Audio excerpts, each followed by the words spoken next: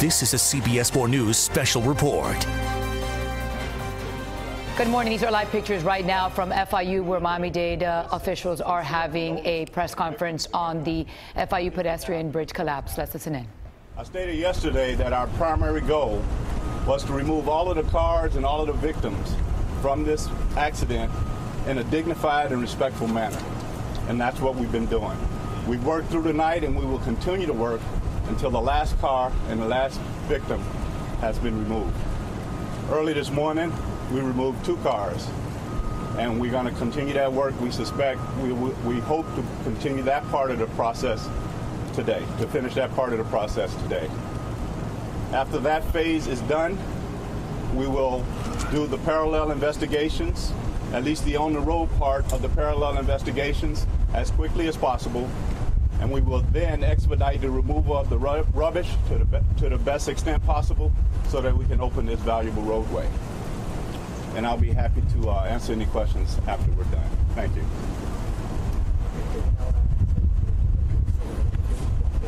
Good morning. My name is Juan Perez, the director of the Miami-Dade Police Department. I just want to provide you with a quick update of where we're at so far with the recovery of the bodies of these victims that are still underneath the bridge. Earlier this morning, finally our crews that were assisting us in this process were successful after hours and hours of incredible work that they've been doing. We're successful in removing 2 vehicles from under that rubbish.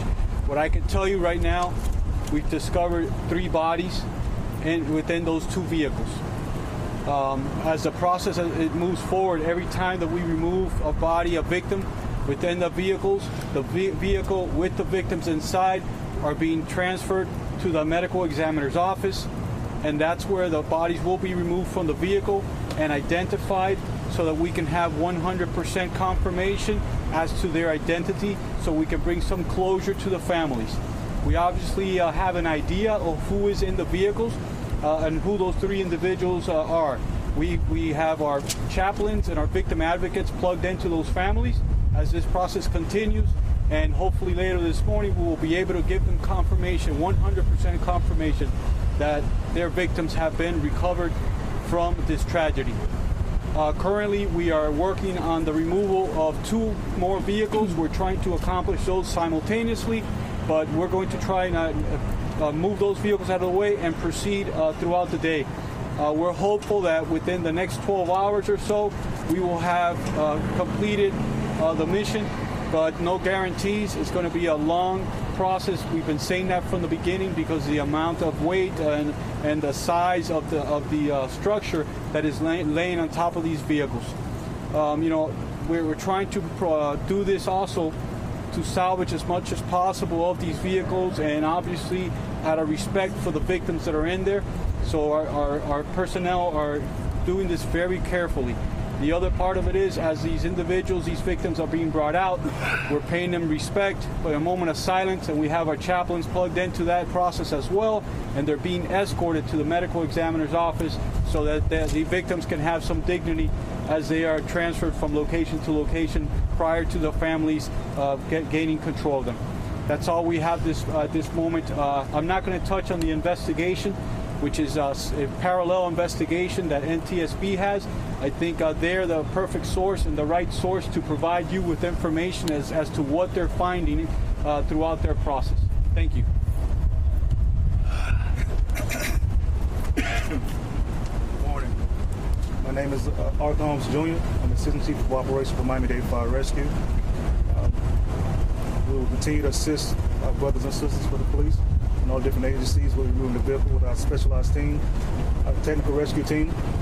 They've been here tirelessly. Our crews refuse to leave until we get the last 2 vehicles out of here. I'm available for answering any questions that need be. I'll turn it over to the next person.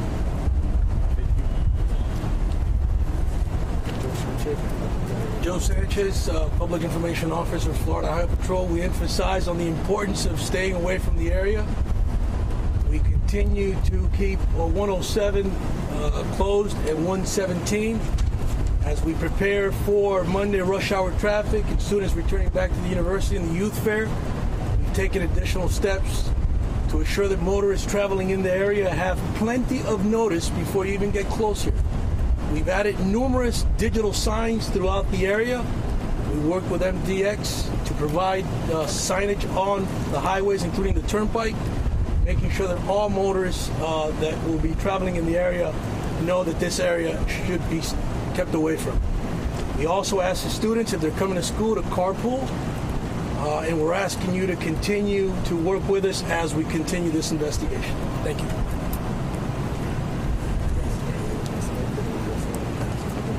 Mark Rosenberg, President, Florida International University.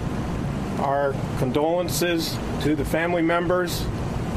We now are providing support at the Family Resource Center to the families, the loved ones. We're providing support for the first responders, and we're very grateful for all who are participating in the recovery. We appreciate their efforts, including the Red Cross that is helping us at the Family Resource Center. We are cooperating fully with the authorities in this investigation. Thank you. We're now going to begin the Spanish portion of the update. Continue to hold your questions to the end. Stephanie Cervino on behalf of the Office of Miami-Dade Mayor Carlos Jimenez. And just a heartbreaking situation right now out of Florida International University. There you see several Miami-Dade officials, including the police director, the deputy mayor, FHP, the president of FIU. They gathered there this morning at around 8:30 this morning to get the latest update on the situation there of the FIU pedestrian bridge collapse. So to recap what they mentioned, because right now they are dealing with the Spanish media, they are giving their press conference in Spanish. We first heard from the deputy mayor, who says they have been working around the clock, and we have been able to see it right now. You're taking a live look at pictures of the scene right there on A Street. Crews have been working around the clock. Earlier this morning, they were able to extricate 2 of those vehicles. They have confirmed that in those 2 vehicles, 3 bodies were found inside of those vehicles. They say that when they remove each car with the victim, they're giving each victim a moment of silence. The vehicles are then being transported to the medical examiner's office. They're being escorted, and along with the vehicle and the victim. So again, 2 vehicles were removed early this morning from the scene. There you see pictures of when the vehicles were removed, as well as put on a flatbed and transported to the medical examiner's office with the victims. In those 2 vehicles, they have confirmed that there were 3, in those 2 vehicles, there were 3 victims inside of those cars. They say that we'll be working around the clock, and they will remain there until each car is removed. Right now, they're working on removing 2 other vehicles simultaneously. They say it is a very difficult process to do so because of the amount of concrete and all the rubble, but they're working on removing those 2 vehicles simultaneously at the same time.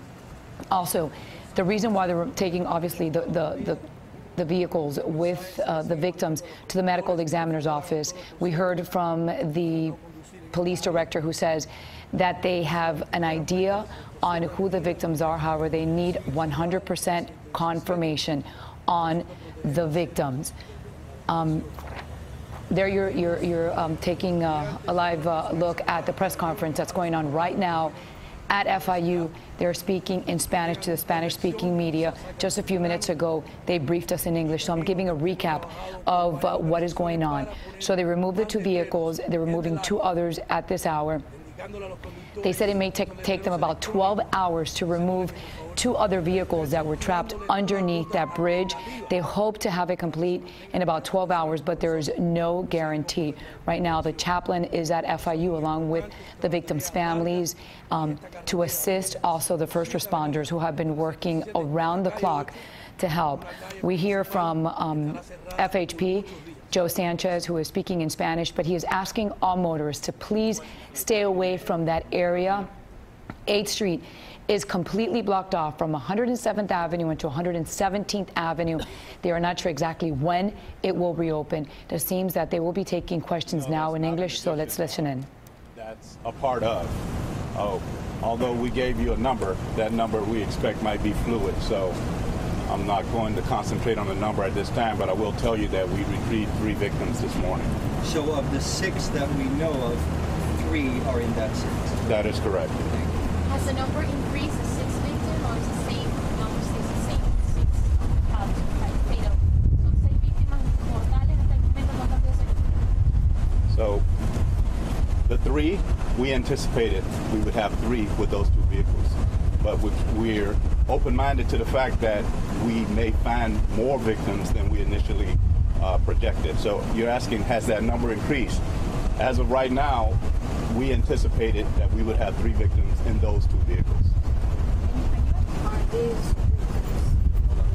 Hasta ahora el número de lo que esperábamos que se recuperarían esta. So the question they asked the deputy mayor was the reports of the 6 people who were deceased in this accident was 6. That number has not increased. As we mentioned, they were able to extricate 2 of the vehicles, and in those 2 vehicles there were 3 victims inside of those vehicles, which they say they anticipated were in those vehicles.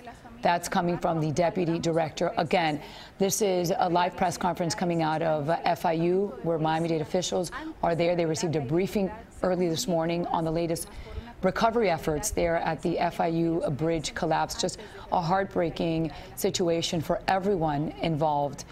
There you're taking a live look at the deputy mayor who just moved from the podium, and now the police director, Juan Perez, is stepping up for more questions. They heard a loud cracking sound coming from the bridge. So this happening in the morning on Thursday. There was a meeting at around 9:30 to talk about the crack on the bridge. As you investigate, is this part of the investigation? Did you hear that these workers are saying there was a loud cracking sound Thursday morning? Yeah, that's all part of the investigation. We're hearing the same things. Obviously, you guys get it, we get it as well. And that's a part of the investigation. And really what it's critical for is for NTSB, who are the experts, right? The engineers that are out here working to identify what the cause was. So with OSHA and NTSB, they're gathering all this information, the videos that are floating out there as well. We're thankful that you guys post them. Shoot them to us if you can. If you get videos that that we don't have, we'd like to have them as well, maybe in a CD format or thumb drive or something, so we could give it to NTSB. And they're looking at all those, not only all the statements that are being given, but all those videos, which will be critical in the assessment of what the cause was. So that will be part of it. As far as the victims, the question that was asked of the number, right? So under the bridge, we had given a number that potentially 5 individuals were under there, maybe more. So right now, what we have hands on is the person that passed in the hospital, and now we finally have 3 in our custody. So we have 4 individuals that we have that we have custody of. So that number is going to continue to grow. So what we're going to do is certainly at the end, when we're done, we're going to give you the exact number of fatalities, so there's no confusion. How many more vehicles are under there, and what techniques are you guys using, fire rescue using, to move all that heavy concrete? What's the big challenge? Right, let me do the Spanish point, and I'm going to get right back to you. En español, sabemos que la información que You're listening to Miami-Dade Police Director Juan Perez. They were asking him about the number of the victims. We had been hearing there were 6 victims. However, right now we're hearing that there was 1 victim who passed away in the hospital and 4 victims that they know who passed away at the scene there underneath the bridge. They mentioned earlier that 2 vehicles were extricated early this morning, and in those 2 vehicles there were 3 victims, which they did anticipate. However, they will not have an exact number of deaths until they remove all the vehicles and they're able to remove the rubble from the area. So as of right now, they were able to remove 2 vehicles with 3 victims inside, which they did anticipate, and they had a 4th victim who passed away in the hospital. That's the number that they have right now. We were also hearing from police. They're asking anyone with information regarding this accident, if they have any pictures, to please have it sent to them. Let's listen in for more. There was 6 vehicles. Doesn't mean that every single vehicle had somebody in it. So we've removed 2. We're trying to tackle 2 more, and so the methods are anything that comes up. right? Because there's nothing that we can use to lift that because it's too much weight. And right now some of the pieces are unstable, so it's just going to break apart. So right now we're just chipping away, trying to lift, a combination of things. We have contractors that are working with our fire department to accomplish this. One more question, ma'am. I'm sorry, ma'am. How difficult the process is it going to be to positively identify the body? It depends on the conditions of the body, ma'am. So we have other means to identify as well through fingerprints, DNA. And so it is going to be, sometimes it's going to be a very difficult process. So right now we're concrete. Sí, va a ser bastante difícil identificarlos, pero nosotros tenemos metas para poder. So we're hearing from Miami-Dade Police Director Juan Perez about the victims and the amount of vehicles that are still underneath the rubble.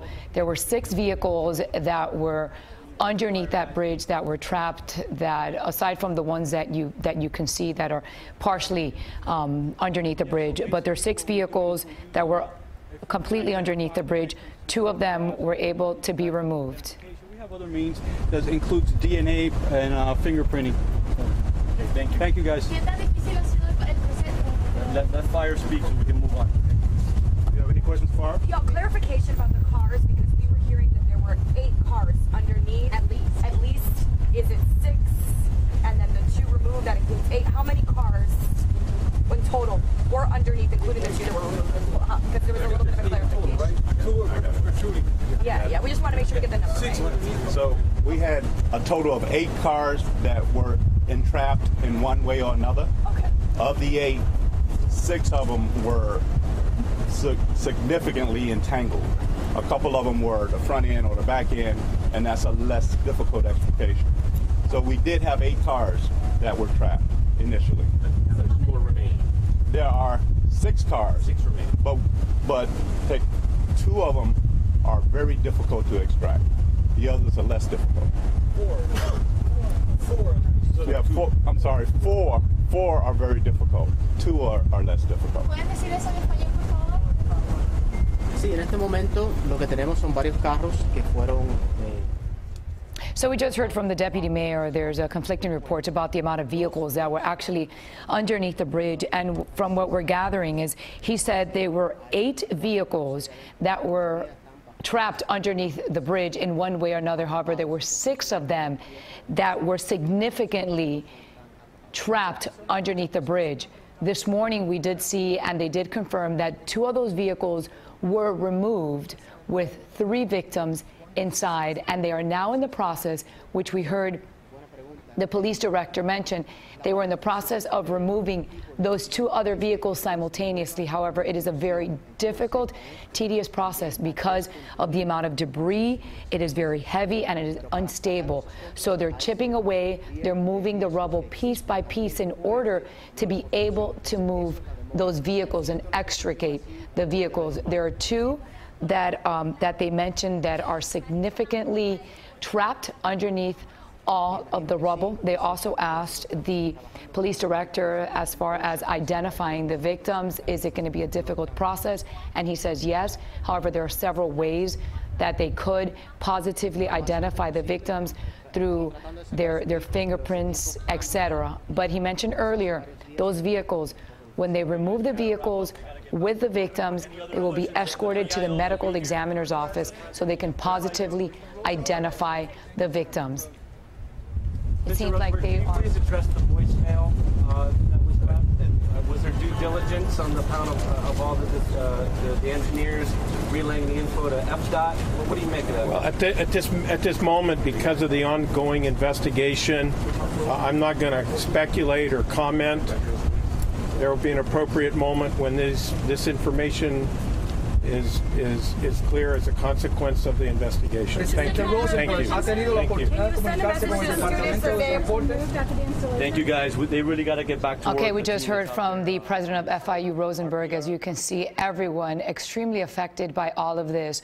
So to wrap things up right now, as you can see, one side of your screen, these are live pictures of the scene right now. Crews working around the clock since the tragedy occurred Thursday afternoon.